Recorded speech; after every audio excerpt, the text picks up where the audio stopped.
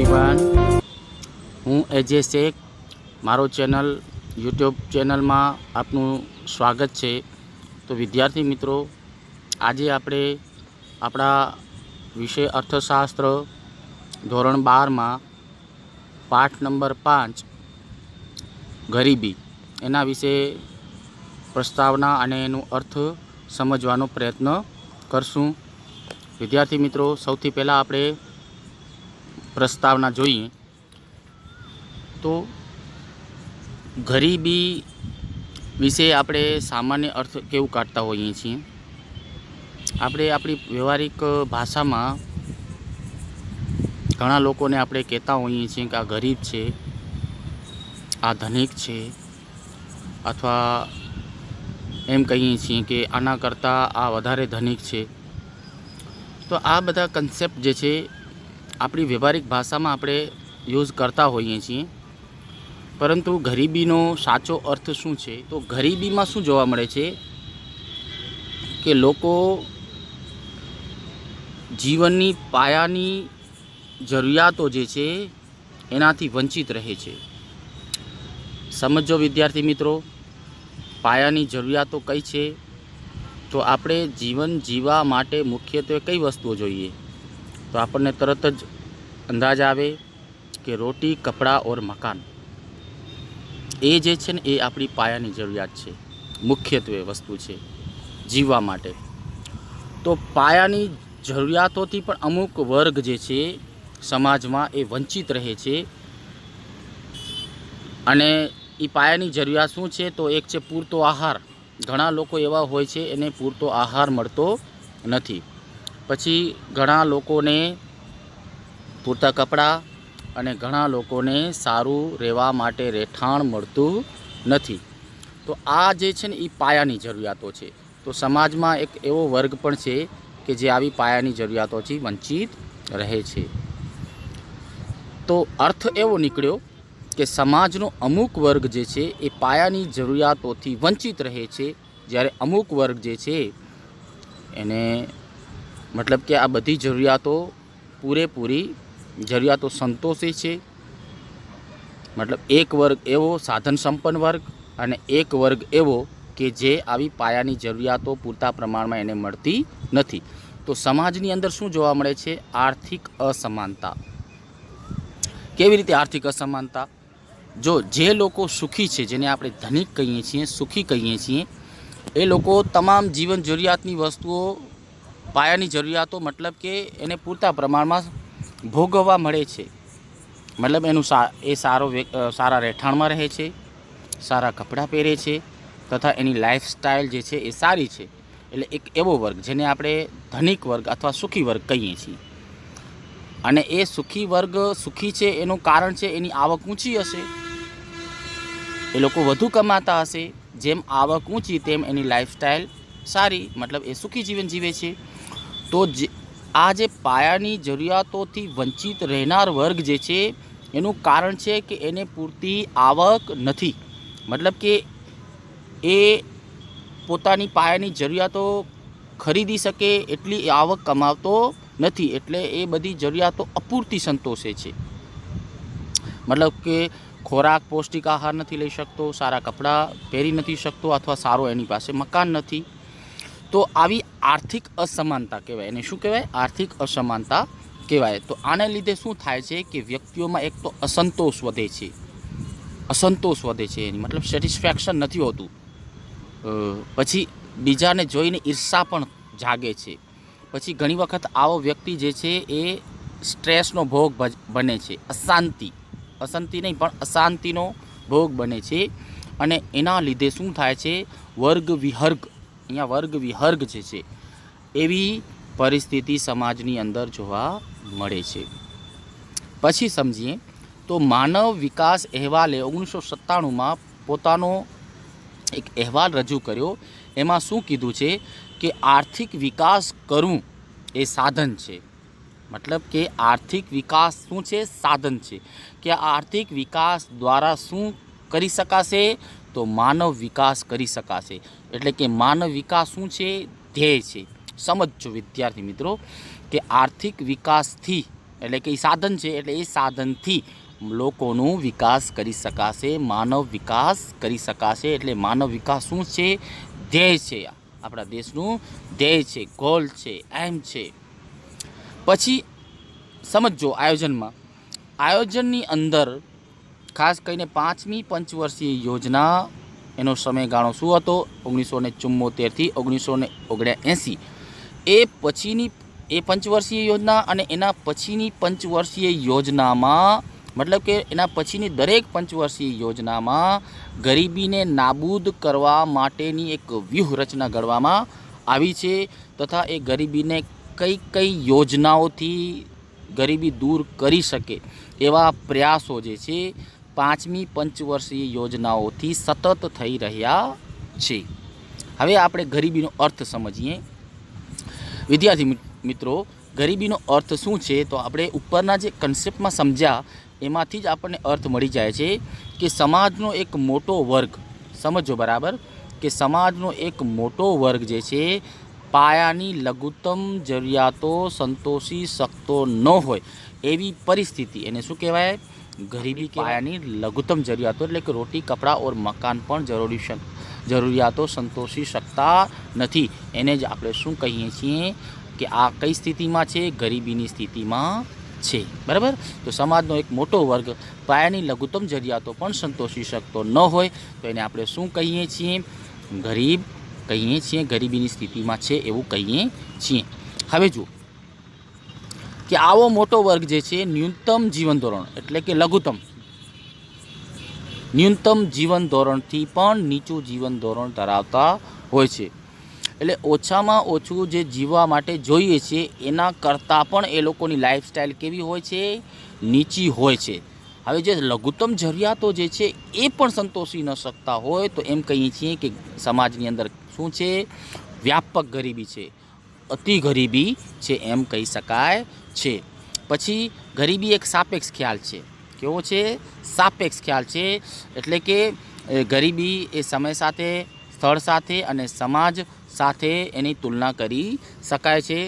સમય, સ્થળ અને સમાજ બદલાતા એ ગરીબી પણ બદલાતી હોય છે. દાખલા તરીકે આપણા જ દેશમાં જે ગરીબ લોકો જે છે એને માપવા માટેનો અલગ ધોરણ હોય છે, જ્યારે બીજા દેશોમાં, વિકસિત દેશોમાં ગરીબી માપવા માટેનો અલગ ધોરણ હોય છે. એનો ધોરણ અલગ હોય છે, એનું માપન અલગ રીતે કરવામાં આવે છે. એટલે કે સમય, સ્થળ અને સમાજ બદલાય તેમ ગરીબીનો ખ્યાલ પણ બદલાય છે. વિકસિત દેશોમાં ગરીબીનો ખ્યાલ અલગ છે અને વિકસતા દેશોમાં ગરીબીનો ખ્યાલ અલગ છે. હવે ગરીબીનો અર્થ જે છે એને બે રીતે માપવાનો પ્રયાસ કરવામાં આવેલો છે. હવે પહેલું જ છે ગરીબીનો પરંપરાગત અર્થ. વિદ્યાર્થી મિત્રો સમજો, મોસ્ટ ઇમ્પોર્ટન્ટ છે, 2 ગુણમાં પૂછાતો હોય છે પરંપરાગત અર્થ. અને એ પરંપરાગત અર્થનો બીજો નામ શું છે? આવક, ગરીબી. હવે જો આ શબ્દ ઉપરથી પરંપરાગત અર્થ કે પહેલાંના સમયમાં શું ગરીબીનો અર્થ કાઢવામાં આવતો હતો, તો એમાં ખાસ કરીને આવકને ધ્યાનમાં લેવામાં આવતું હતું કે મતલબ અમુક વ્યક્તિઓ અમુક આવક કમાય તો એ ગરીબી રેખાથી ઉપર છે, જ્યારે અમુક વ્યક્તિ, સમાજનો અમુક વર્ગ જે છે અમુક આવક કરતાં ઓછી આવક કમાતા હોય તો એને આપણે ગરીબ કહીએ છીએ. તો આવો અર્થ જે છે એને કયો અર્થ કહીએ છીએ? પરંપરાગત અર્થ. એમાં મુખ્યત્વે કઈ બાબતને ધ્યાનમાં લીધું છે? આવક. અને ઘણું બીજી રીતે એમ પણ કહી શકાય ખર્ચ. આવક અથવા ખર્ચની સપાટી. સમજીએ તો જો ગરીબીનો પરંપરાગત અર્થ આપણે સમજીએ તો એમાં શું છે કે આ બહુ જૂનો અને સંકુચિત અર્થ છે. મતલબ કે આ ખ્યાલ જૂનો છે એટલે જ પરંપરાગત છે અને સંકુચિત છે. મતલબ કે બહુ એમાં અમુક બાબતોને ધ્યાનમાં લીધું છે. તો શું અમુક બાબતો કઈ છે? તો એ આવક અભિગમ મુજબ આપણી જે જીવન જરૂરિયાતની ચીજ વસ્તુઓ અને સેવાઓ જે છે એને ખરીદવા માટે નક્કી કરવામાં આવેલ ખર્ચ, આવક. સમજો બરાબર. ગરીબીના આવક અભિગમ મુજબ જીવન જરૂરિયાતની ચીજવસ્તુઓ અને સેવાઓ ખરીદવા માટે નક્કી કરવામાં આવેલ આવક અથવા ખર્ચની લઘુત્તમ સપાટી એટલે કે ગરીબી રેખા. બહુ જ સિમ્પલ છે. જો આ આવક અભિગમમાં શું ધ્યાનમાં લેવામાં આવ્યું છે? આવક અથવા ખર્ચ એની લઘુત્તમ સપાટી, મતલબ કે જીવન જરૂરિયાતની આ ચીજવસ્તુઓ અને સેવાઓ ખરીદવા માટે ઓછામાં ઓછી આવક અથવા એ જીવન જરૂરિયાતની ચીજવસ્તુઓ ખરીદવા માટે ઓછામાં ઓછો કેટલો ખર્ચ વ્યક્તિ કરતો હોવો જોઈએ, એ છે લઘુત્તમ સપાટી. એને જ કહેવાય છે ગરીબી રેખા. બરાબર. પછી આ ગરીબી રેખા દ્વારા નક્કી થયેલ આવક અને ખર્ચની આ જે લઘુત્તમ સપાટી જે છે, જીવન જરૂરિયાતની ચીજ વસ્તુઓ અને સેવાઓ ખરીદવા માટે શું જોઈએ? આવક જોઈએ, ઓછામાં ઓછી આવક એટલે લઘુત્તમ આવક અથવા લઘુત્તમ ખર્ચ. તો એ ઓછી આવક ધરાવનાર કે ખર્ચ કરનાર વર્ગ જે શું બની જાય છે? ગરીબ બની જાય છે. ઉપર જે ધોરણ દર્શાવ્યું કે લઘુત્તમ સપાટી, આવક અને ખર્ચની લઘુત્તમ સપાટી જે છે એ ગરીબી રેખા છે, અને એ ગરીબી રેખા કરતાં નીચી આવક અથવા નીચો ખર્ચ ધરાવતો હોય તો એને આપણે શું કહીએ છીએ? ગરીબ કહીએ છીએ. એટલે કે લઘુત્તમ આવક અથવા લઘુત્તમ ખર્ચની જે સપાટી કરતાં પણ ઓછી આવક ધરાવનાર અથવા ઓછો ખર્ચ કરનાર વ્યક્તિ જે છે એને આપણે શું કહીએ છીએ? ગરીબ કહીએ છીએ. આ અર્થ અનુસાર ગરીબી એ શું છે? અભાવની સ્થિતિ છે, મતલબ વંચિતતાની સ્થિતિ છે. મતલબ કે આ આવક અથવા આ ખર્ચ જો વ્યક્તિ ન કરી શકતો હોય તો એ શું કહેવાય છે? ગરીબ કહેવાય છે. મતલબ કે આ વ્યક્તિ જે છે આવી વસ્તુઓથી વંચિત છે, અથવા એ વ્યક્તિઓ આવી વસ્તુઓનો એની પાસે અભાવ છે, કમી છે. બરાબર, એમ કહી શકાય. ભારતમાં ગરીબી રેખા માટે જરૂરી ચોક્કસ ન્યૂનતમ કેલરી પ્રાપ્ત કરવા માટે ખોરાક પાછળ થતા લઘુત્તમ વપરાશી ખર્ચને ધ્યાનમાં લેવામાં આવે છે. જો આપણે ઉપર એક આવક શબ્દ લખ્યું અથવા ઓબ્લિકમાં ખર્ચ લખ્યું, તો ખર્ચ એટલે શેની પાછળ ખર્ચ? તો એવી ચીજ વસ્તુઓ અને સેવાઓ પાછળ વ્યક્તિ ખર્ચ કરે છે કે એને ઓછામાં ઓછી કેલરી પ્રાપ્ત થવી જોઈએ. જો એ કેલરી પ્રાપ્ત કરવા માટે જે ખોરાક જોઈએ છે એની પાછળ પણ જો ખર્ચ ન કરી શકતો હોય જે તે વ્યક્તિ, તો એ વ્યક્તિ શું છે? ગરીબ છે. તો એટલો ટૂંકમાં ખોરાક મળવો જોઈએ કે વ્યક્તિને જરૂરી કેલરી પ્રાપ્ત થાય. કેલરીમાં શું આવે? પ્રોટીન, વિટામિન અને ચરબી. તો એવો ખોરાક, એવો યોગ્ય આહાર કે જેમાં આ તત્વો હોય, પ્રોટીન, વિટામિન અને ચરબી, પૌષ્ટિક આહાર જેને આપણે કહીએ છીએ, જો પૌષ્ટિક આહાર પણ ન મેળવી શકતો હોય અથવા એટલો ખોરાક ન ખરીદી શકતો હોય અથવા એટલો ખોરાક ખરીદવા માટે ખર્ચ ન કરી શકતો હોય તો એને આપણે શું કહીએ છીએ? ગરીબ કહીએ છીએ. હવે એની મર્યાદા સમજીએ કે આ ખ્યાલની શું મર્યાદા છે. તો આ ઉપરનો અર્થ આપણે સમજ્યા, એમાંથી એક વસ્તુ તારણ નીકળે છે કે આમાં આવકને ધ્યાનમાં લેવામાં આવ્યું છે, લઘુત્તમ આવક, અને બીજું છે લઘુત્તમ ખર્ચને ધ્યાનમાં લેવામાં આવ્યું છે. આ આવક અને ખર્ચ જે છે એ શેના પાછળ ખર્ચવામાં આવે છે? તો જીવન જરૂરિયાતની ચીજ વસ્તુઓ પાછળ ખર્ચ કરવાનું આ અર્થમાં એક તારણ નીકળે છે. મતલબ કે એટલો ખોરાક પાછળ જો વ્યક્તિ ખર્ચ કરી શકતો હોય અથવા એ ખોરાક ખરીદવા માટે આવક કમાવી શકતો હોય અથવા એની પાછળ ખર્ચ કરી શકતો હોય, તો ખર્ચ ન કરી શકતો હોય તો ગરીબ છે, અને આવક અથવા ખર્ચ કરી શકતો હોય તો એ ગરીબી રેખાથી ઉપર છે. તો મતલબ કે આ ખર્ચ ખ્યાલની અંદર માત્ર શું ધ્યાનમાં લેવામાં આવ્યું છે?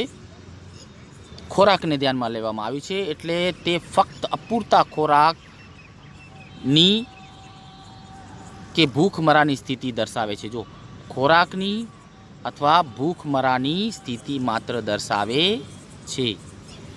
આ ખ્યાલની શું મર્યાદા છે કે આમાં માત્ર વંચિત એટલે અભાવની સ્થિતિ જે છે તો એને પૂરતો ખોરાક નથી મળતો, અથવા એ પૂરતો ખોરાક ન મળે તો એ ભૂખમરાની સ્થિતિ જે છે એમાં છે એ વ્યક્તિ, એ જ માત્ર દર્શાવે છે. મતલબ કે આ ખ્યાલ જે છે એ ફક્ત શેની સ્થિતિ દર્શાવે છે? ભૂખમરાની સ્થિતિ દર્શાવે છે. મતલબ કે યોગ્ય આહાર ન મળતો હોય, યોગ્ય કપડાં ન મળતા હોય, સારો રહેઠાણ ન મળતો હોય તો એ અભાવ છે. બરાબર, અથવા જીવન જરૂરિયાતની પૂરી ચીજ વસ્તુઓ પાછળ ખર્ચ ન કરી શકતો હોય તો એ બધા સાધનોનો એની પાસે અભાવ છે, અને એના લીધે એ વ્યક્તિ ભૂખમરાની સ્થિતિમાં છે એવો સાબિત થાય છે. પછી જે છે લઘુત્તમ સરેરાશ જીવન ધોરણના ખ્યાલમાં ખોરાક ઉપરાંત અન્ય બાબતો એટલે કે કપડાં, ખોરાક, આરોગ્ય, સ્વચ્છતા, પાણી, પીવાનું સ્વચ્છ પાણી, આ બાબતો પાયાની જરૂરિયાતોમાં સમાવેશ થાય છે। જો હવે લઘુત્તમ સરેરાશ જીવન ધોરણ જે છે ને એમાં ખરેખર ઘણી બધી બાબતોનો સમાવેશ થાય છે। આમાં શું આપણે ઉપરના ખ્યાલના અર્થમાં આવક અભિગમમાં શું હતું કે માત્ર કપડાં માત્ર ખોરાકને ધ્યાનમાં લીધું હતું। જે કપડાં, ખોરાક, આરોગ્ય, સ્વચ્છતા, આ ઘણી બધી વસ્તુઓ આવે છે, માત્ર ખોરાક જ આવતો નથી। લઘુત્તમ સરેરાશ જીવન ધોરણમાં ઘણી બધી બાબતો આવે છે। કપડાં આવે, ખોરાક આવે, આરોગ્ય આવે, સ્વચ્છતા આવે, પીવાનું સ્વચ્છ પાણી આવે અને વગેરે આ બધી પાયાની જરૂરિયાતોનો સમાવેશ થાય છે। જ્યારે કે ઉપરના અર્થમાં માત્ર આવક અને ખર્ચની લઘુત્તમ સપાટી દર્શાવી હતી કે જે ખોરાક પાછળ ખર્ચ કરવામાં આવે છે। તેથી જ ગરીબીના આધુનિક અભિગમ તરીકે બિન આવક અભિગમનો ખ્યાલ જે છે એ મહત્ત્વનો બન્યો છે। મતલબ આ ખ્યાલની મર્યાદા હોવાને લીધે જ આજનો એક નવો આધુનિક અભિગમ જે છે એ વિકસ્યો છે। મતલબ આધુનિક અભિગમથી હવે ગરીબી માપવાનો પ્રયાસ થયો છે। તો હવે આ આધુનિક અભિગમ શું છે એને આપણે સમજવાનો પ્રયત્ન કરીએ। તો સમજો વિદ્યાર્થી મિત્રો, તો આધુનિક અભિગમમાં શું ધ્યાનમાં લેવામાં આવે છે? જો કે કાર્ય કરવાની તથા પસંદગી માટેની સ્વતંત્રતા। અહીં કાર્ય કરવાની અને પસંદગી માટેની સ્વતંત્રતા જેટલી ધનિકો પાસે ઉપલબ્ધ હોય છે એટલી ગરીબોને ક્યારેય હોતી નથી। વિદ્યાર્થી મિત્રો, એ આપણે સમાજમાં જોઈએ છીએ કે કામ કરવાની તક અને પસંદગી જેટલા ધનિક લોકો જે છે એની ધનિક લોકો પાસે અવેલેબલ હોય છે એટલું ગરીબ જે છે એની પાસે આ કામ કરવાની તક હોતી નથી। હવે સમજો, આપણા ભારતના અર્થશાસ્ત્રી અમર્ત્ય સેનના મત મુજબ ગરીબીનો પૂરો ખ્યાલ મેળવવા માટે આવકના સંદર્ભમાં વંચિતતાનો વિચાર ન કરવો જોઈએ। મતલબ કે ઉપરનો જે આવક અભિગમ હતો એમાં માત્ર આવકને જ ધ્યાનમાં ન લેવું જોઈએ, પણ સાથે સાથે શું લેવું જોઈએ? માનવ વિકાસના જીવન માટે જરૂરી શું કઈ કઈ બાબતો છે? જ્ઞાન છે, લાંબુ અને સ્વસ્થ જીવન છે, વ્યક્તિની સ્વતંત્રતા છે, તકોની ઉપલબ્ધતા છે અને પસંદગીઓ છે, સ્વાભિમાન અને ગૌરવપૂર્ણ જીવન જીવવાનો વિચાર પણ ધ્યાનમાં લેવો જોઈએ। જો અમર્ત્ય સેન એમ કહે છે કે આવક અભિગમની અંદર માત્ર આવક અને ખર્ચની લઘુત્તમ સપાટીને જ ધ્યાનમાં લેવામાં આવ્યું હતું, પણ માત્ર એ ધ્યાનમાં ન લેવું જોઈએ। માનવ વિકાસ સાથે કઈ કઈ બાબતો સંબંધ ધરાવે છે? તો જ્ઞાન, ખાસ કરીને જ્ઞાન, પછી લાંબુ અને સ્વસ્થ જીવન, પછી વ્યક્તિની સ્વતંત્રતા, પછી જુદી જુદી તકો વ્યક્તિને મળવી જોઈએ જે ગરીબોને નથી મળતી, ઉપરના અર્થમાં એવું હતું।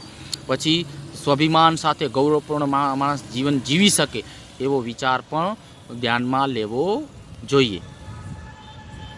પછી સંયુક્ત રાષ્ટ્ર વિકાસ કાર્યક્રમનો અહેવાલ આપ્યો। જો સંયુક્ત રાષ્ટ્ર વિકાસ કાર્યક્રમ UNDP